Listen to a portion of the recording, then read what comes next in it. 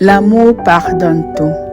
Il existe des cages qui ne sont pas faites de métal ou de bois. Elles ont des murs formés de souvenirs douloureux, de plafonds en forme de haine et d'un plancher d'amertume. Il existe des cages dont la seule clé capable de les ouvrir est le pardon. Mais comment pardonner l'impardonnable? Marianne est une jeune femme qui s'est toujours posé cette question. C'est une personne passionnée par Dieu et qui, depuis qu'elle est âgée de 8 ans, se consacre entièrement à lui et aux autres. C'est la gentille fille toujours prête à rendre service. Seulement, elle est hantée par un passé douloureux, un passé composé d'abus sexuels, de tentatives de suicide, des années de lutte pour essayer de vivre normalement, d'être une personne fonctionnelle. Depuis sa tendre enfance, elle a reçu un enseignement sur le pardon. Elle sait que c'est un impératif, mais elle n'en est juste pas capable.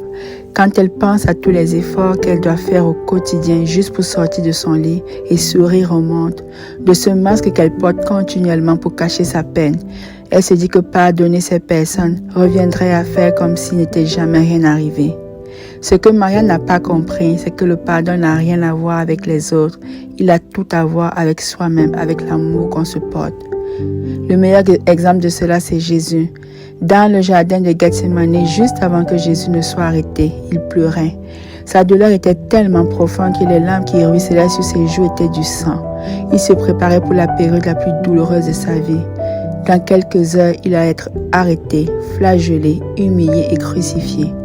Mais le moment le plus horrible serait quand il prendrait sur lui tous les péchés du monde, ceux de Marianne et de ses agresseurs. Lui qui a toujours été saint deviendrait sale et pécheur.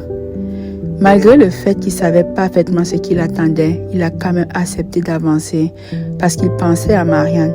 Il pensait à ces nuits où elle inonderait son oreiller de larmes et qu'elle aurait besoin de sentir sa présence la consoler.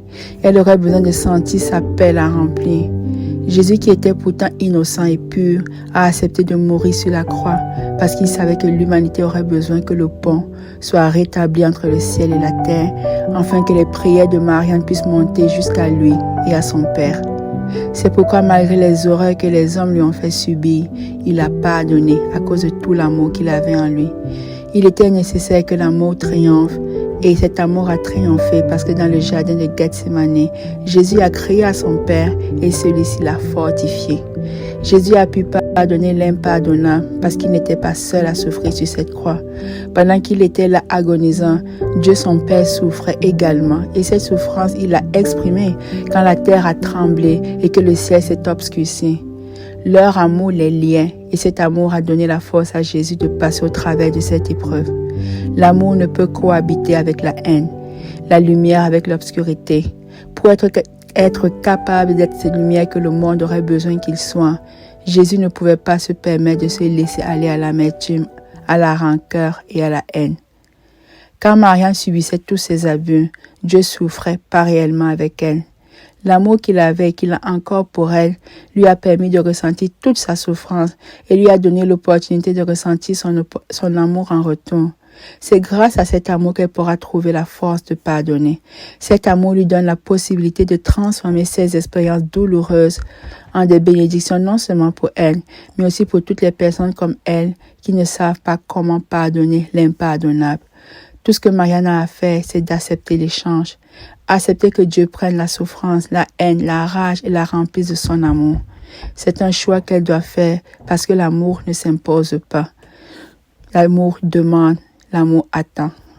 La possibilité et la force de pardonner sont l'une des plus belles preuves de l'amour de Dieu envers l'homme. Grâce à cet acte, la liberté peut être acquise. L'ennemi n'a point de point d'entrée dans la vie d'une personne qui se laisse environner et combler par l'amour de Dieu. Dans ces derniers moments avec les disciples, Jésus leur a dit qu'il s'en allait et que Satan venait, mais qu'il n'avait rien en lui. Jésus n'a jamais laissé l'occasion à l'ennemi de se servir de sa souffrance pour le manipuler ou instiller la haine en lui. Il ne lui a jamais donné l'occasion d'enraciner quoi que ce soit en lui. Grâce au pardon, Dieu nous donne également la possibilité de ne pas être une marionnette de la haine et de l'amertume. Il nous donne l'occasion d'être en contrôle et de faire le choix de pardonner.